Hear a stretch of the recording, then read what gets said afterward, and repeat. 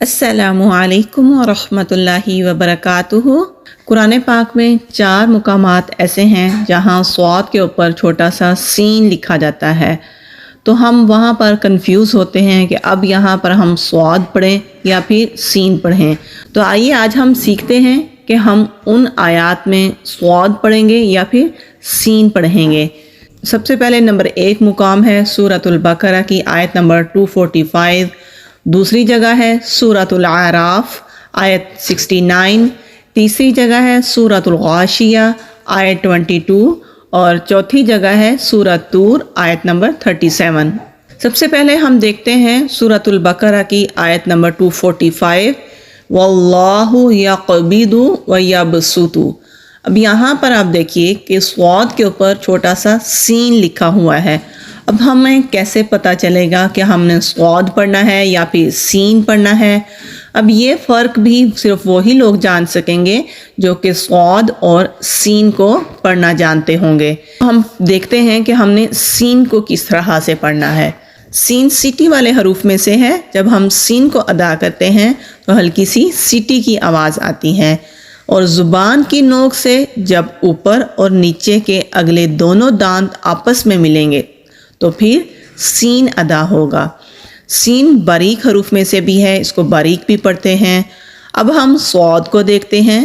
جب ہم صاد کو ادا کرتے ہیں تو پیچھے سے ہماری زبان اوپر کو اٹھتی ہے اور منہ بھر کر ادا کرتے ہیں، اور ہلکی سی سیٹی کی آواز بھی شامل ہوتی ہے اس میں۔ تو صاد مستعلیہ حروف میں سے بھی ہے۔ مستعلیہ ان حروف کو کہتے ہیں جو کہ قرآن پاک میں موٹے پڑھے جاتے ہیں، تو صاد کو ہم منہ بھر کر موٹا پڑھیں گے۔ اب ہم دیکھتے ہیں کہ سورۃ البقرہ کی آیت نمبر 245 میں کہ یہاں پر سین پڑھیں گے یا پھر صاد پڑھیں گے۔ تو یہاں صاد نہیں پڑھا جائے گا بلکہ سین پڑھا جائے گا۔ تو سین باریک حروف میں سے ہے تو باریک پڑھیں گے۔ واللہ یقبض ویبسط ویبسط، تو سین پڑھیں گے، صاد نہیں پڑھیں گے۔ نمبر 2 سورۃ الاعراف کی آیت نمبر 69 ہے۔ یہاں بھی صاد کے اوپر چھوٹا سا سین لکھا ہوا ہے۔ اب یہاں بھی ہم نے دیکھنا ہے کہ ہم کیا پڑھیں گے۔ یہاں بھی ہم صاد نہیں پڑھیں گے بلکہ یہاں بھی سین ہی پڑھا جائے گا۔ فی الخلق بسطہ، فی الخلق بسطہ، تو سین پڑھیں گے، صاد نہیں پڑھیں گے۔ تیسرا مقام سورۃ الغاشیہ ہے، آیت نمبر 22 ہے۔ یہاں بھی دیکھیے صاد کے اوپر سین لکھا ہوا ہے، تو یہاں ہم سین نہیں پڑھیں گے، یہاں ہم صاد ہی پڑھیں گے۔ یہ ایک مقام ایسا ہے جہاں پر سین نہیں پڑھا جاتا بلکہ صاد پڑھا جاتا ہے۔ باقی 2 مقام سورۃ البقرہ اور سورۃ الاعراف میں سین ہی پڑھا جائے گا۔